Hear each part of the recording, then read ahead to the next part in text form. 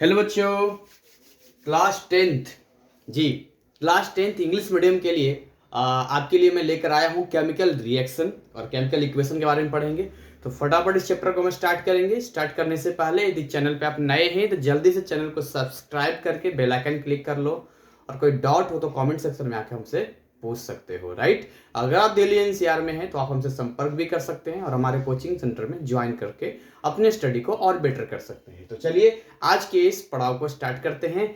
बहुत इंटरेस्टिंग है chemical reaction. Chemical reaction का मतलब होता क्या, सबसे पहले समझते हैं। What do you mean by chemical reaction. देखिए, जब भी वर्ड आता है केमिकल, केमिकल जहां भी वर्ड आता है ना, दैट मीन व्हाट, हम यहाँ पर कुछ रिएक्शन करवा रहे हैं। रिएक्शन क्या होता है, तो देखिए यहाँ पर मैं कुछ पॉइंट आउट हम लिखते चलते हैं और समझते चलते हैं। सबसे पहले समझते हैं कि केमिकल रिएक्शन होता क्या है। हाँ जी, केमिकल रिएक्शन होता क्या है।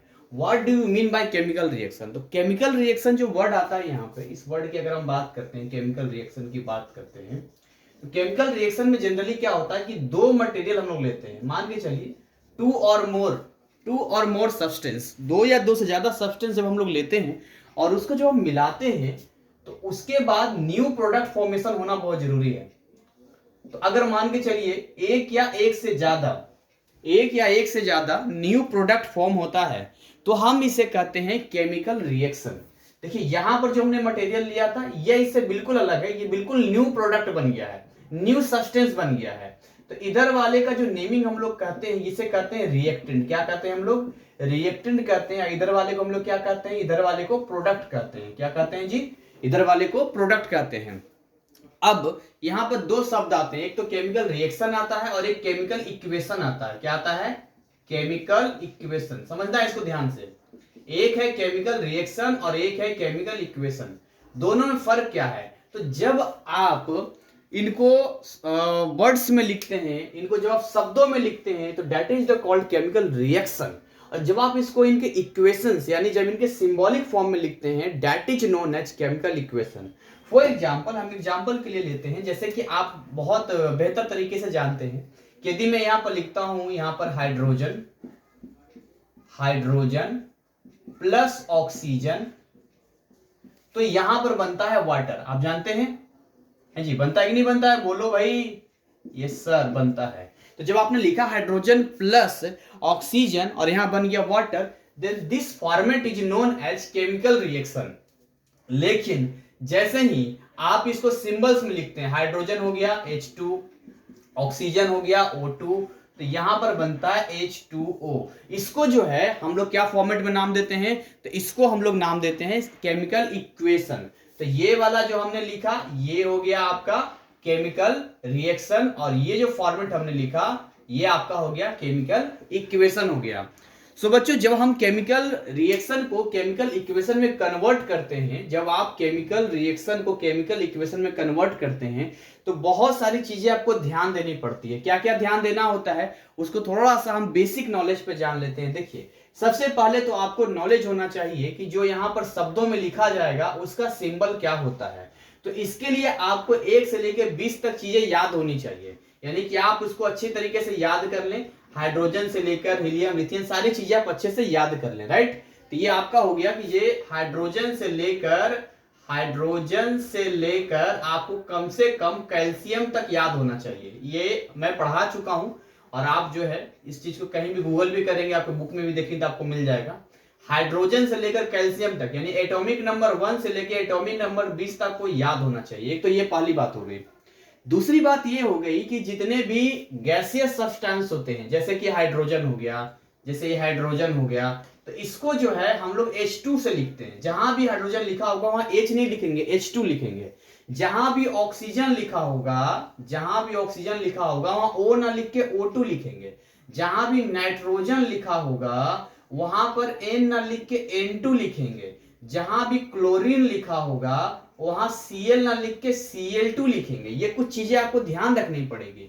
इसके अलावा जहां फ्लोरीन लिखा रहेगा, मान के चलिए फ्लोरीन कहीं लिखा हुआ है तो वहां F2 लिखेंगे। जहां ब्रोमीन लिखा हुआ है तो ब्रोमीन की जगह हम लोग Br2 लिखेंगे। ये कुछ चीजें हैं जो आपको यहाँ पर दिमाग में सेट करनी। जैसे यहाँ पर हाइड्रोजन लिखा था तो हमने H2 लिख दिया, ऑक्सीजन लिखा था तो हमने O2 लिख दिया, और वाटर का फॉर्मूला तो H2O होता है। तो ये तो एक बात हो गई। दूसरी चीज जो आपको ध्यान रखनी है वो ये ध्यान रखनी है कि यहां पर कुछ फॉर्मूला आएगा, जैसे सोडियम नाइट्रेट आ गया, सोडियम हाइड्रोक्साइड आ गया, कैल्शियम कार्बोनेट आ गया, तो ये सब कैसे फॉर्मूला बनता है ये आपको मालूम होना चाहिए। और ये भी मैं आपको पढ़ा चुका हूं, फिर भी मैं आपको एक बार रिमेंबर करवा देता हूं कि कुछ पॉजिटिव आयंस आपको याद होने चाहिए, कुछ पॉजिटिव आयंस आपको याद होना चाहिए, और वो गिनती से पॉजिटिव आयंस है। क्या है? गिनती से। चाहे तो आप उसको नोट डाउन कर सकते हो, मैं यहां पर आपको बता रहा हूं कुछ गिनती से, जैसे कि सोडियम। अब जो सोडियम आयन होता है उसका सिंबल होता है Na, इसकी वैलेंसी होती है प्लस। इसके अलावा अगर मैं लिखता हूं मैग्नीशियम, तो जो मैग्नीशियम है वो होता है Mg2+। कैल्शियम, कैल्शियम जो होता है वो होता है Ca2+। पोटासियम, पोटासियम जो बच्चों होता है वो होता है कैलियम, होता है K+। इसके अलावा अगर मैं आपको लिखता हूं बेरियम, तो बेरियम की अगर हम बात करते हैं तो ये होता है Ba2+। कॉपर की अगर हम बात करते हैं, कॉपर तो वैसे वैलेंसी 1 और 2 दोनों रखता है, लेकिन मैं 2 वाला केवल बता रहा हूं, Cu2+। आयरन की यदि बात करते हैं, आयरन हो गया Fe2+, 3+ भी होता है लेकिन 2+ बता रहा हूं। And the most important aluminium, star लगा रहा हूं, एल्युमिनियम, एल्युमिनियम जो है बहुत इंपॉर्टेंट है, एल्युमिनियम होता है Al3+। ये आपको रट लेना है, क्या करना है? ये रट लेना है आपको। सिल्वर, सिल्वर होता है Ag+। ठीक है, तो जितने भी मैंने ये पॉजिटिव आयंस लिखे हैं ये आपको एकदम मुंह जवानी याद होनी चाहिए, आपको पूरा कंप्लीट होना चाहिए। साथ में बच्चों आपको क्या याद रखना है? कुछ नेगेटिव आयंस आपको याद रखना है, ताकि जब आप केमिकल रिएक्शन को केमिकल इक्वेशन में कन्वर्ट करें तो फार्मूला लिखने में आपसे कोई गलती ना हो। तो अगर मैं कुछ नेगेटिव आयंस की बात करते हैं, फटाफट आप हमारे साथ लिखते चलो तो ज्यादा अच्छा रहेगा। अगर आप नेगेटिव आयंस की बात करते हैं तो जैसे सबसे पहले जो फेमस है वो हाइड्राइड आता है, हाइड्राइड। ठीक है, hydride H-, hydroxide, hydroxide OH-, nitrate NO3-,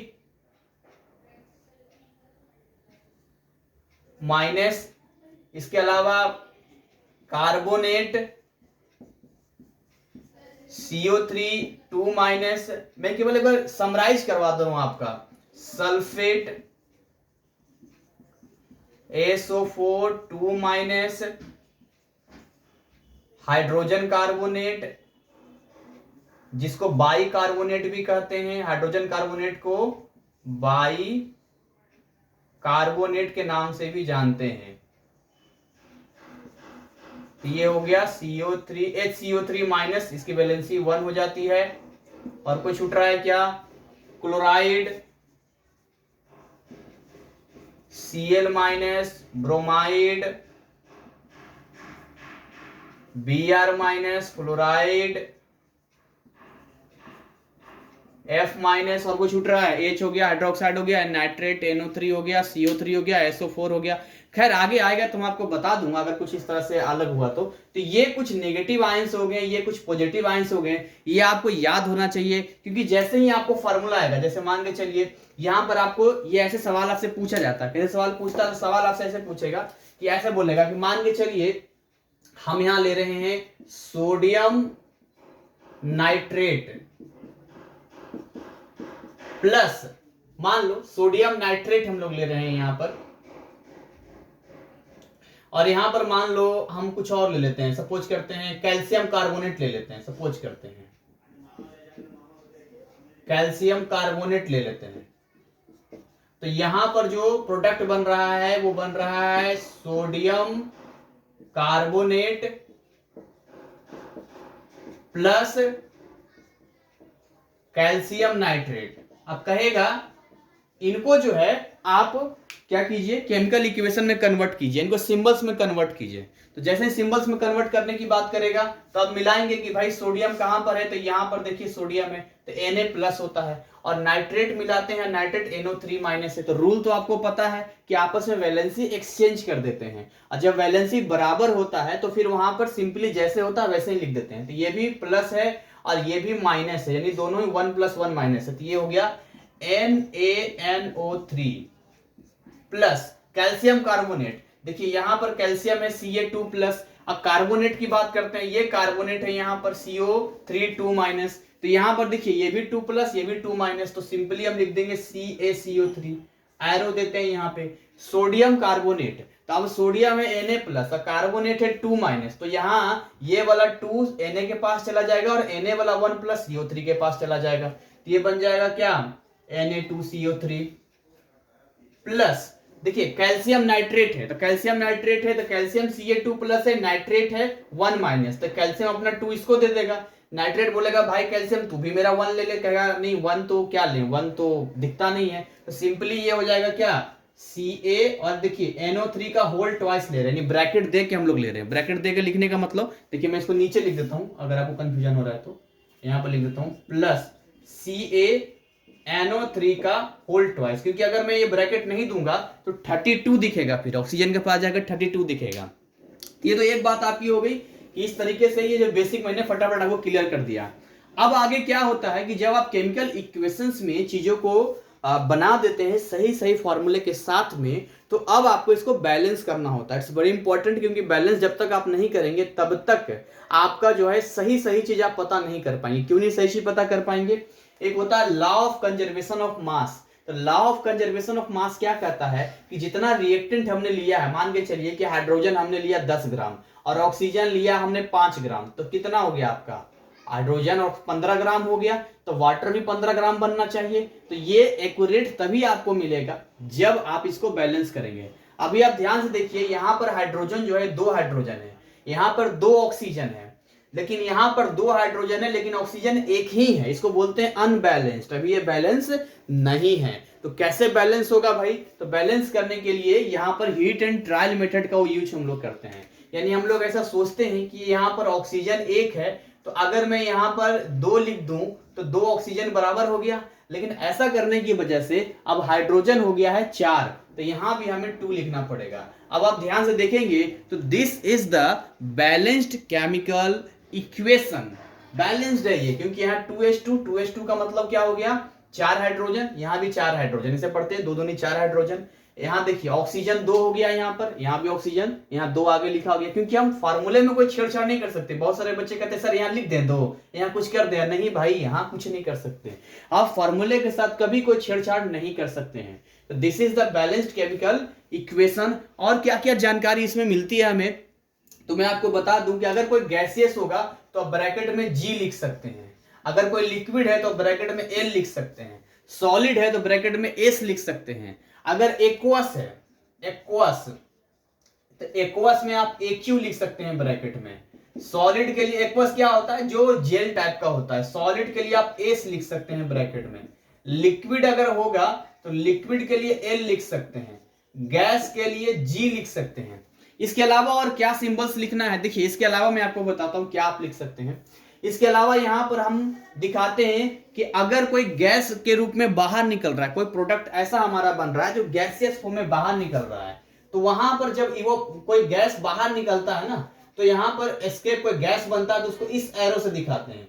ये एरो दिखाता है कि जो गैस है वो क्या हो रहा है? बाहर निकल रहा है। ये गैस के लिए निकालता है, जब गैस बाहर निकल रहा होता है तो गैस आउट हो रहा होता है ना, या गैसियस प्रोडक्ट बनता है। यहां पर हम लिख देते हैं जब गैसियस प्रोडक्ट बनता है तो उसके बगल में हम लोग इस तरह का सिंबल दे देते हैं, और ये नीचे का जो सिंबल देता है वो देता है प्रिसिपिटेशन में दिया है। प्रिसिपिटेट का मतलब होता है कि जैसे कोई मान के चलिए ऐसा होता है ना, तली में जाके बैठ जाता है, गाद, जिसको गाद कहते हैं, तली में बैठ जाता है, उसको प्रिसिपिटेट कहते हैं। अगर हीट देना हो तो हीट भी लिखते हैं, या इसकी जगह डेल्टा हम लोग एरो पर ही बना देते हैं, एरो पर इस तरह से, इस एरो पर ही यहीं पर डेल्टा बना देते हैं। देखिए यहीं पर ऐसे करके डेल्टा, ऐसे डेल्टा लिख देते हैं। इसका मतलब होता है हम हीट दे रहे हैं, इसका मतलब क्या होता है? हम हीट दे रहे हैं। तो ये फॉर्मेशन होंगे कि भाई हीट हम दे रहे हैं। टेम्परेचर, प्रेशर वगैरह भी यहाँ देखिए, या तो टेम्परेचर भी दे सकते हैं, यहाँ प्रेशर भी आप दे सकते हैं। तो ये कुछ सिंबॉलिक फॉर्म हुआ जहां से इंफॉर्मेटिव और बनाने के लिए हम लोग ये सब काम कर सकते हैं। तो यहाँ तक ये चीजें आई होप आपको क्लियर हुआ होगा और आपको समझ में आया होगा। आइए इससे एक कदम आगे बढ़ते हैं। तो अब तक हमने ये सारी जानकारी ले लेने के बाद अब हमारे सामने आपसे क्वेश्चंस कैसे पूछता है, तो आपसे क्वेश्चन पूछता है कि आपको जो है ऐसे वर्डिंग में दे देगा और उसको बोलेगा कि right the balanced chemical equation. अब यहाँ जरा आप चेक कीजिए, क्या ये जो इक्वेशन मैंने लिखा ये बैलेंस है या अनबैलेंस है। ये मैं आपको होमवर्क में देता हूँ, ये आपको होमवर्क में रखना है और फिर होमवर्क में करना है। तो मैं आपको इसको सॉल्व नहीं करूंगा, ये आप ही सॉल्व करेंगे। मैं आपको एक बार केवल बता देता हूँ कि यहाँ सोडियम 1 है, यहाँ सोडियम 2 है, तो ऐसे ही अनबैलेंस हो गया। यहाँ पर देखिए ध्यान से, यहाँ नाइट्रोजन 1 है, यहाँ नाइट्रोजन 2 है, गड़बड़ हो गया। ऑक्सीजन देखिए यहाँ 3 और 3 6 ऑक्सीजन है, और यहाँ 3 दूनी 6 3 9 ऑक्सीजन है।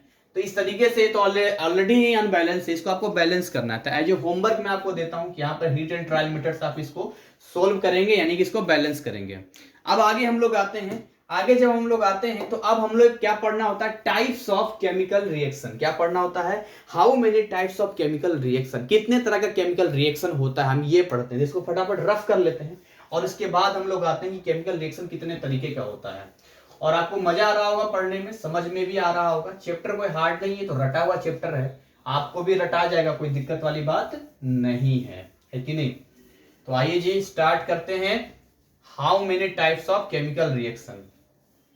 बच्चों यदि हम बात करते हैं टाइप्स ऑफ केमिकल रिएक्शन की, यहां पर अगर हम बात करते हैं कि how many types of chemical reaction, अगर हम टाइप्स की बात करते हैं कि भाई कितना होता है टाइप्स ऑफ केमिकल रिएक्शन, तो फटाफट जरा देखते हैं कि कितने तरह का केमिकल रिएक्शन होता है हमारे सामने। नंबर 1 कैटेगरी में जो आता है वो आता है कॉम्बिनेशन रिएक्शन। कौन सा रिएक्शन आता है, सबसे पहला रिएक्शन कौन सा आता है, the first reaction is combination reaction. क्या होता है कॉम्बिनेशन रिएक्शन, तो कॉम्बिनेशन रिएक्शन आपसे कहता है, ध्यान समझिए, कॉम्बिनेशन रिएक्शन कहता है जब आप दो चीजों को, दो या दो से ज्यादा चीजों को ऐड करते हैं और प्रोडक्ट केवल एक बनता है, केवल एक प्रोडक्ट बनता है। दो तीन चीज मिला दिया लेकिन प्रोडक्ट एक ही बनेगा, that is called combination reaction. यानी कॉम्बिनेशन रिएक्शन में आप देखेंगे ध्यान से तो ऐसा हो जाएगा कि ए लिया प्लस बी लिया, चाहे तो सी भी ले सकते हैं, लेकिन प्रोडक्ट एक ही बनेगा, सिंगल प्रोडक्ट बनेगा। क्या बनेगा, सिंगल प्रोडक्ट बनेगा, that is called combination reaction. इसको बोलते हैं कंबाइंड कर दिया आपने, इसको हम लोग बोलते हैं कॉम्बिनेशन रिएक्शन। से बड़ा कोई और इसमें नहीं है। कुछ एग्जांपल इसमें सेट करते हैं, जैसे कि अभी हमने क्या लिया था एग्जांपल, अगर हम लोग लेते हैं H2 लिया था और प्लस मान लो Cl2 ले लेते हैं, तो क्या बन गया, HCl बन गया। अच्छा एक चीज बताना तो मैं भूल गया, कुछ चीजें आपको डायरेक्ट याद रखनी पड़ेगी, मैं यहाँ पर साइड में लिख देता हूँ। जैसे हाइड्रोक्लोरिक एसिड, कुछ चीजें आपको डायरेक्ट याद रखनी है, आप इसको नोट डाउन कर ले। हाइड्रोक्लोरिक एसिड, अभी जो हाइड्रोक्लोरिक एसिड है इसका फॉर्मूला होता है HCl, ये आपको याद रखना है। सल्फ्यूरिक एसिड, ये जहां भी आ जाए ये डायरेक्ट आपको लिख लेना है, सल्फ्यूरिक एसिड, ये हो गया आपका H2SO4। Nitric acid, nitric acid HNO3। Water H2O। Carbon dioxide, carbon dioxide CO2, ये डायरेक्टली आपको याद रखना है, HCl H2SO4 HNO3, राइट। ये कुछ चीजें डायरेक्टली आपको याद रखना है यहाँ पर जो डायरेक्टली इस्तेमाल करेंगे। तो जैसे ही HCl हाइड्रोक्लोरिक एसिड बना, यानी हमने रिएक्टेंट कितना लिया है, दो रिएक्टेंट लिया है लेकिन प्रोडक्ट केवल एक बना है, बाकी इसको आप बैलेंस कर लीजिए। देखिए यहाँ Cl2 है और यहाँ पर यहाँ केवल 2 कर देंगे तो दोनों ही बैलेंस हो गया, 2HCl यहाँ पर बन गया। तो इस तरह से ऐसे और भी कॉम्बिनेशन रिएक्शन के एग्जाम्पल लिए जा सकते हैं। जैसे मैं दूसरा एग्जाम्पल लूं AB, जैसे अभी मैंने लिया था H2 प्लस O2, तो क्या बन गया था, H2O बन गया था। तो यहाँ पर क्या करें, यहाँ पर यहाँ पर यहाँ पर यहाँ पर यहाँ पर खाली 2 कर दो, यहाँ पर 2 कर दो, तो ये हो गया आपका। तो ये कुछ कॉम्बिनेशन रिएक्शन का था। इसके अलावा अगर आप लेते हैं जैसे CaO, कैल्शियम ऑक्साइड। अच्छा उसमें नेगेटिव वाले में ऑक्साइड छूट गया था, नेगेटिव वाले में ऑक्साइड छूट गया था। अगर ऑक्साइड होगा तो वहां O2- लेते हैं, याद रखना, ये ऑक्साइड मेरा लिखना छूट गया था, और नेगेटिव आयन में। और CO2, तो ये बनता है CaCO3, कैल्शियम कार्बोनेट बनता है ये। तो ये कुछ चीजें हैं जो मैं यहाँ पर लिख रहा हूं आपको कॉम्बिनेशन रिएक्शन में। कुछ और एग्जांपल यहाँ सेट करते हैं, जैसे कि मान लो हम लेते हैं Ag प्लस Cl2, तो ये बनता है AgCl, ठीक है। इस तरीके का हमने ले लिया, ये भाई हमने ले लिया कॉम्बिनेशन रिएक्शन, सीख भी रहे हैं, बड़ा मजा आ रहा है। आगे हम लोग बात करते हैं नेक्स्ट बच्चों होता है दूसरा जो होता है इसका उल्टा, डीकंपोजिशन रिएक्शन होता है। जब आप दो चीजों को, दो से ज्यादा चीजों को मिलाते हैं तो कंबाइन करके एक सिंगल प्रोडक्ट बनाते हैं। लेकिन जब आप इसको डीकंपोज करते हैं, डीकंपोज करने का मतलब होता है कोई एक रिएक्टेंट होगा, सिंगल रिएक्टेंट, उलट दो इसको, कोई सिंगल रिएक्टेंट होगा। जब सिंगल रिएक्टेंट ब्रेक डाउन होकर दो या दो से ज्यादा प्रोडक्ट देता है, that is called decomposition reaction. क्या कहते हैं उसको? डीकंपोजिशन रिएक्शन कहते हैं। इसको नंबर 1 कर देते हैं और इसको नंबर 2 कर देते हैं। This is decomposition reaction. क्या कहते हैं इसको? Decomposition reaction. तो क्या कहता है डीकंपोजिशन रिएक्शन भाई? डीकंपोजिशन रिएक्शन का मतलब होता क्या है इसको थोड़ा समझते हैं। इसका जस्ट अपोजिट ऑफ ये कॉम्बिनेशन रिएक्शन, यानी कि यहां पर C है और ये ब्रेक करके देगा A+B। ये ब्रेक कर दिया इसने। सिंगल रिएक्टेंट, यहां सिंगल रिएक्टेंट ब्रेक करके दो या दो से ज्यादा प्रोडक्ट आपको देगा। This is the decomposition reaction. अच्छा, डीकंपोजिशन तीन तरीके से होता है। कितने तरीके से होता है? 3 तरीके से।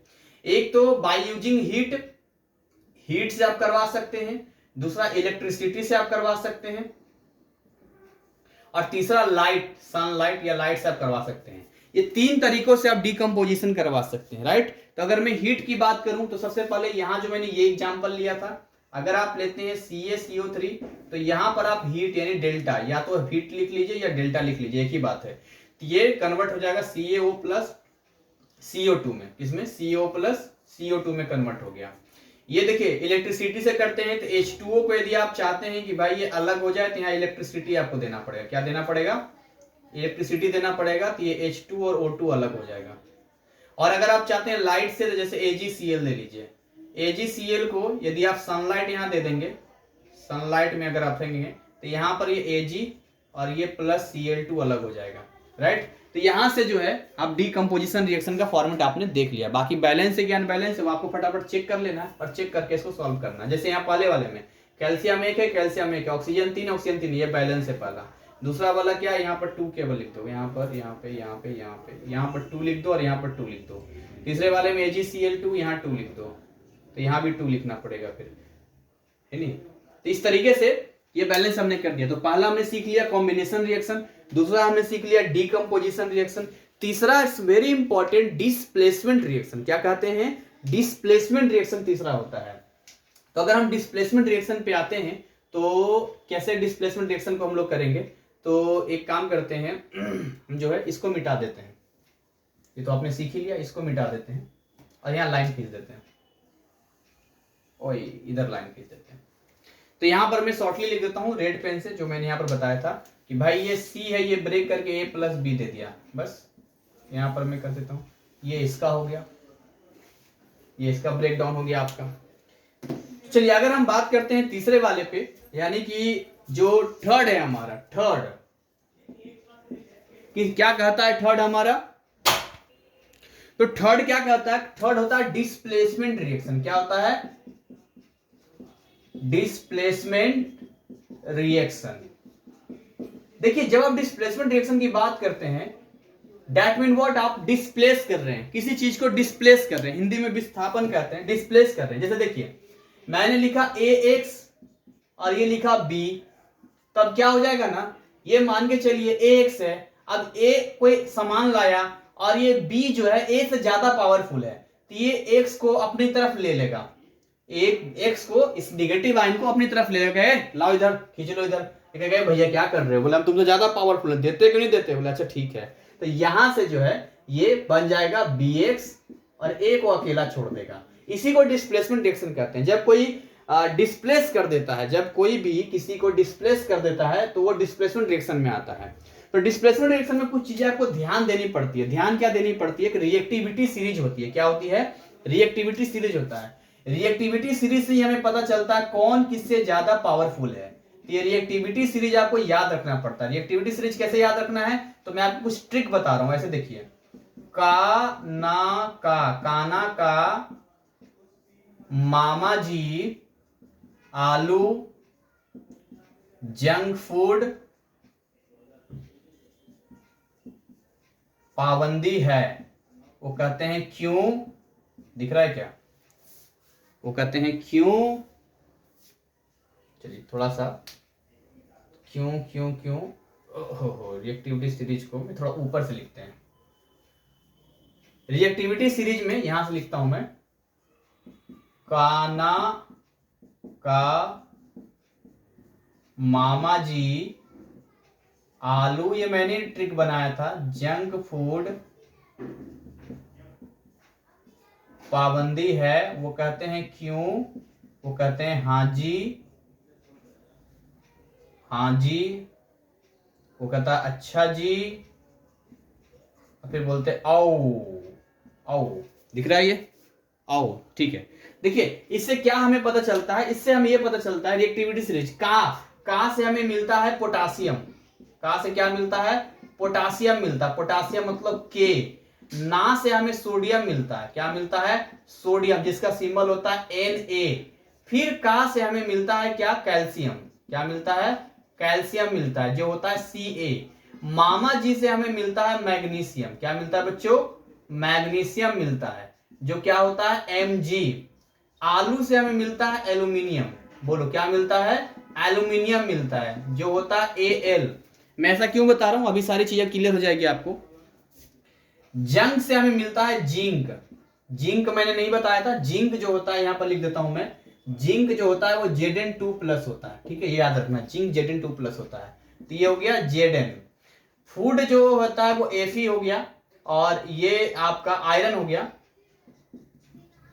आयरन हो गया Fe, पाबंदी से आपको मिल गया Pb, जिसको आप लेड कहते हैं, पारा कहते हैं हिंदी में, H से हाइड्रोजन हो गया आपका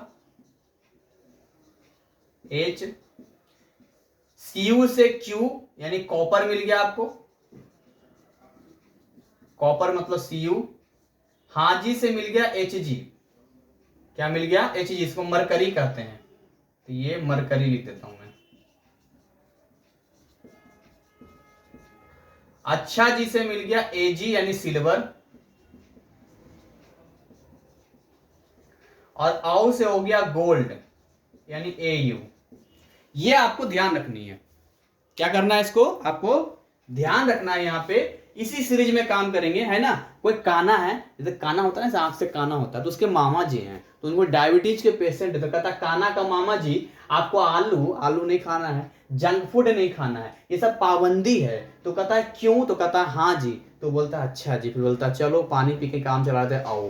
तो ये तुम्हारा ये ट्रिक काम कर जाता है। इसमें कैसे ट्रिक काम करता है, इसको अप्लाइड करते हैं ट्रिक को। देखिए मैंने क्या बोला था, मैंने बोला था कि जो ऊपर वाला है, मैं अभी बोले कहाँ है सर आप बता, अच्छा चलो आप बोल रहा हूं, जो ऊपर वाला होता है वो ज्यादा रिएक्टिव होता है नीचे वाले से। जब ऊपर वाले को देख रहे हो, ऊपर वाला हमेशा नीचे वाले से ज्यादा रिएक्टिव होता है, तो ऊपर वाला हमेशा नीचे वाले का नेगेटिव ले सकता है, लेकिन नीचे वाला कभी भी ऊपर वाले को डिस्प्लेस नहीं कर सकता। जैसे मैं एग्जांपल लेता हूं, सपोज कीजिए ऊपर लिखा है पोटासियम, तो अगर मैं यहां लिखता हूं पोटासियम, समझिए पोटासियम लिखता हूं, साथ में एक छोटा सा लिखते हैं NaCl, समझिए मैं लिखता हूं NaCl लिखता हूं, और प्लस लिखता हूं K, तो यहां पर देखिए, यहां पर जो पोटासियम यानी K है वो सोडियम से ऊपर है, यानी कि K is more reactive than sodium, ये समझना होगा, इसको बोलेंगे K इज यानी potassium is more reactive than sodium. तो यहां पर क्या हो जाएगा, ये वाला Cl ये डिस्प्लेस कर देगा, और यहां बन जाएगा KCl plus Na, KCl plus Na बन जाएगा। लेकिन अगर ये ऐसा लिखा होता KCl प्लस Na, तो यहां पर सोडियम कमजोर पड़ जा रहा है। आप समझिए कि अगर आप कोई मान के चलिए दीपावली में टीवी खरीद के ला रहे हैं, टीवी खरीद के ला रहे हैं दीपावली में, और आपसे कोई ज्यादा स्ट्रांग होगा, ज्यादा मजबूत होगा, तो आपसे छीन लेगा वो, तो आपको देना पड़ेगा। लेकिन आपसे कोई कमजोर आदमी आ जाए, बोले छीन लेंगे तुमसे टीवी, बोला अच्छा इधर आओ, पटक के ही ढूंढ देंगे तुम्हें, बड़ा छीन लोगे तुम हमसे। तो वही बात हो जाती है कि सोडियम कहता है तुम्हारा Cl ले लेंगे, पोटासियम कहता है कि तुम हमारा Cl लोगे, हैं मारेंगे चाटा, दिमाग घूम जाएगा तुम्हारा, देख रहे हो ऊपर में, हम ऊपर पढ़ रहे हैं, पोटासियम है ऊपर में, तुम नीचे हो, तो ये फिर बोलता भागो यहां से। तो यहां पर होता नो रिएक्शन, कोई रिएक्शन नहीं होता है। तो ये आपको ध्यान रखना है, ऐसा कंफ्यूज करने के लिए हो सकता है आपसे क्वेश्चन पूछा जाए, तो यही रिएक्टिविटी सीरीज का कमाल होता है। और भी एग्जांपल लेते हैं, सपोज कीजिए कि अगर मैं एल्युमिनियम लिखता हूं, जैसे मान के चलो AlSO4 का होल थ्राइस लिखता हूं, और साथ में मैंने एल्युमिनियम के नीचे वाला जिंक लिख दिया यहां पर, तो अब देखिए एल्युमिनियम के नीचे जिंक आता है, तो जिंक नहीं ले सकता है एल्युमिनियम से, तो इसलिए हो जाएगा नो रिएक्शन। क्या हो जाएगा? नो रिएक्शन हो जाएगा। लेकिन अगर ये लिखा होता ZnSO4 प्लस एल्युमिनियम, तो यहां पर देखिए एल्युमिनियम अब ऊपर है, जिंक नीचे है, तब ये SO4 ले लेता है एल्युमिनियम, तो ये बन जाता Al और SO4 का 2 होता है, SO4 कितना 2 होता है, तो इसने 2 इसको दे देगा और SO4 का होल थ्राइस और प्लस बेचारा जिंक अकेला पड़ जाएगा यहाँ पे। तो ये रिएक्शन फिर पॉसिबल है यहाँ से। तो ये आपने डिस्प्लेसमेंट रिएक्शन भी देख लिया, बाकी चीजें भी मैंने आपको बता दिया। आइए हम बात करते हैं डबल डिस्प्लेसमेंट रिएक्शन के बारे में कि क्या होता है डबल डिस्प्लेसमेंट रिएक्शन। तो when we talk about double displacement reaction, बहुत इजी होता है डबल डिस्प्लेसमेंट रिएक्शन, क्योंकि इसमें क्या होता है कि एक दूसरे का नेगेटिव आयन हम एक्सचेंज कर लेते हैं और फिर यहाँ कोई रिएक्टिविटी सीरीज की जरूरत हमें नहीं पड़ती है। तो जैसे मैं यहां पर मिटा देता हूं, ये वाला मिटा देता हूं और यहां पर मिटा के मैं यहां पर लिख देता हूं साइड में। तो यहां पर अगर मैं लिखता हूं नेक्स्ट 4th नंबर का, तो ये हो गया डबल डिस्प्लेसमेंट रिएक्शन। क्या हो गया? Double displacement reaction. तो जब हम डबल डिस्प्लेसमेंट रिएक्शन की बात करते हैं तो देखिए होता क्या, ये लिखा है मान के चलिए x और ये लिखा है b बाई, तो ये वाला x क्या होता है b के पास चला जाता है, ये वाला बाई a के पास चला जाता है, तो क्या बन जाएगा a बाई प्लस bx। बस यही होता है डबल डिस्प्लेसमेंट रिएक्शन। और इसमें मान कुछ एग्जांपल आप ले लीजिए, जैसे इसमें कोई रिएक्टिविटी सीरीज की जरूरत ही नहीं, आपस में एक्सचेंज कर लेता है। जैसे मान चलिए NaCl लिखा है प्लस CaOH का होल ट्वाइस लिखा है, ऐसा समझते हैं। तो यहां पर क्या हो जाएगा, ये Cl Ca के पास चला जाएगा और ये OH Na के पास चला जाएगा, तो ये बन जाएगा NaOH, ठीक है, और प्लस CaCl2। ये आपको ध्यान रखना है कि Ca2 प्लस होता है तो Cl1 माइनस, तो यहां देख रहे Ca2 प्लस है और Cl माइनस है, तो ये 1 ये 2, ये इसको दे दिया ये इसको दे दिया, तभी तो बनता है CaCl2। ये आपको याद रखना है। तो खैर यहां तक हमने सीख लिया डबल डिस्प्लेसमेंट रिएक्शन क्या होता है। यहां के बाद कुछ और रिएक्शंस भी होते हैं, जैसे 5th नंबर की अगर मैं बात करूं आगे, और रिडॉक्स रिएक्शन होता है। क्या होता है? Redox reaction. तो रिडॉक्स रिएक्शन हम अगले पार्ट में बात करेंगे। रिडॉक्स रिएक्शन जो है हम नेक्स्ट पार्ट में बात करेंगे, लिख देता हूं, हम नेक्स्ट पार्ट में रिडॉक्स रिएक्शन के बारे में बात करेंगे। लेकिन अभी एक और छोटा सा रिएक्शन यहाँ पर देख लेते हैं हम लोग, छोटा सा रिएक्शन हम लोग देख लेते हैं, वो है एक्सोथर्मिक रिएक्शन और एंडोथर्मिक रिएक्शन। जो वर्ड आता है एक्सोथर्मिक और एंडोथर्मिक, इसको थोड़ा सा समझ लेते हैं और क्लियर कर लेते हैं। तो मेरे पास स्पेस है क्या, मैं इसको मिटा देता हूं, थोड़ा सा इसको मिटा के यहीं पर मैं आपको बता देता हूं, और उसके बाद आज के इस सेशन को हम लोग बाइंड अप कर देंगे और लगभग हमारा 32 मिनट्स का भी हो गया है। तो देखिए फटाफट जरा देख लेते हैं कि देखिए एक्सोथर्मिक रिएक्शन क्या होता है। एक्सोथर्मिक रिएक्शन क्या होता है? देखिए एक्सोथर्मिक रिएक्शन का मतलब होता है, और एंडोथर्मिक रिएक्शन क्या होता है। एंडोथर्मिक रिएक्शन क्या होता है इसको समझते हैं थोड़ा सा। जब हम बात करते हैं एक्सोथर्मिक रिएक्शन की, एक्सोथर्मिक रिएक्शन का मतलब होता है कि यहां पर जो हीट है वो बाहर निकल रहा है। हीट क्या है? बाहर निकल रहा है। तो हम यहां बोल सकते हैं हीट रिलीज होगा। यहां पर हीट क्या होता है? हीट रिलीज होता है, हीट ये रिलीज होता है। लेकिन यहां पर एंडोथर्मिक में क्या होता है? हीट एब्जॉर्ब होता है। क्या होता है? हीट एब्जॉर्ब होता है। तो जहां भी रिएक्शन करवाने के लिए यदि आपको हीट देना पड़ता है तो एंडोथर्मिक। देखिए किचन में जितना भी खाना बनता है सब में हीट देना पड़ता है, तो वो एंडोथर्मिक हो गया। मैंने एक अपने स्टूडेंट से पूछा कि किचन में जो खाना बनता है वो एंडोथर्मिक है कि एक्सोथर्मिक है, उसने बोला एक्सोथर्मिक है। तो भाई एक्सोथर्मिक का मतलब तो ये हो गया कि आपने बिना गैस जलाए जैसे ही कढ़ाई रखा गैस चूल्हे पे, ऑटोमेटिक खाना बनने लग गया, यानी पानी उबलने लग गया, दूध उबलने लग गया, ऑटोमेटिक गर्म हो गया। ऐसा तो नहीं होता, हमें हीट देना होता है। तो जब हीट देते हैं तो वो एंडोथर्मिक में आ जाता है। तो इसीलिए यहां पर हम लोग जो है इसको -H हीट लिखते हैं, या यहां पर इसको प्लस हीट यहां पर लिखते हैं। कुछ एग्जांपल लेते हैं। देखिए जहां जहां कहां एक्सोथर्मिक रिएक्शन होगा उसको समझते हैं थोड़ा सा। एक्सोथर्मिक रिएक्शन में जो रेस्पिरेशन होता है आपका, रेस्पिरेशन में क्या होता है? हीट बाहर निकलता है, एनर्जी बनती है, हीट बाहर निकलता है, तो वो एक्सोथर्मिक रिएक्शन होता है। तो आपसे हमेशा पूछा जाता है कि जो रेस्पिरेशन होता है या जो फूड डाइजेशन होता है, फूड डाइजेशन होता है वो क्या होता है? वो फूड डाइजेशन वगैरह एक्सोथर्मिक होता है एंडोथर्मिक? तो एक्सोथर्मिक रिएक्शन होता है। या आप चूना, आप एक डेमो कर सकते हैं। आप चूना पत्थर जो चौक होता है टुकड़ों टुकड़ों में आता है, उसको आप लेकर आएंगे और जो पुताई होता है ना दीवार पे, उसको जैसे ही पानी में डालते हैं तो पानी में डालने के बाद पानी पूरा गदर गदर खौलने लग जाता है। इसका मतलब हीट बाहर निकल रहा है। जैसे ही बाहर हीट निकल रहा है मतलब एक्सोथर्मिक रिएक्शन हो गया। तो ये कुछ चीजें आपको ध्यान रखनी होती है कि कैसे एक्सोथर्मिक रिएक्शन होता है। जैसे कैल्शियम ऑक्साइड, कैल्शियम ऑक्साइड, ये होता है चूना पत्थर जो होता है, जो चूना होता है, इसको जैसे ही H2O में आप मिलाते हैं तो आप देखते हैं कि यहाँ पर बनता है CaOH का होल ट्वाइस और प्लस यहाँ पर हीट बनता है, यानी हीट बाहर निकल रहा है, इसीलिए ये हो गया एक्सोथर्मिक रिएक्शन हो गया। लेकिन एंडोथर्मिक रिएक्शन में जहां जहां हमें हीट देना पड़ता है, हीट देंगे तभी वो रिएक्शन कंप्लीट होगा, तो वो फिर जाएगा एंडोथर्मिक रिएक्शन में। तो आई होप आपको एक्सोथर्मिक रिएक्शन और एंडोथर्मिक रिएक्शन भी क्लियर हो गया होगा। तो इस पार्ट में यहीं तक हम बाइंड अप करते हैं, और मैंने बहुत कोशिश किया कि आधे घंटे में बहुत चीज कवर करने की कोशिश किया। एक पार्ट और इसका होगा जिसमें हम फिनिश कर देंगे केमिकल रिएक्शन को। तो ऐसे ही हंसते खिलखिलाते मुस्कुराते रहें, और हमेशा कहते हैं मन के हारे हार और मन के जीते जीत। तो आप अभी क्लास 10th में हैं, तो आपको भी बहुत लंबी उड़ान भरनी है, तो आप ये छोटे छोटे चीजें पढ़ रहे हैं। और मैं एक बात आपको बता दूं कि जो चीजें आप पढ़ रहे हैं, अगर आप इसे ईमानदारी से पढ़ेंगे तो आगे अगर आप साइंस साइड लेंगे तो आपको बड़ा ही आराम होगा, क्योंकि फिर से ये चीजें रिपीट करेंगे तो आपको लगेगा सब हम जानते हैं। तो ऐसे ही आगे पढ़ते रहें, मेहनत करते रहें। तब तक जय हिंद, जय भारत।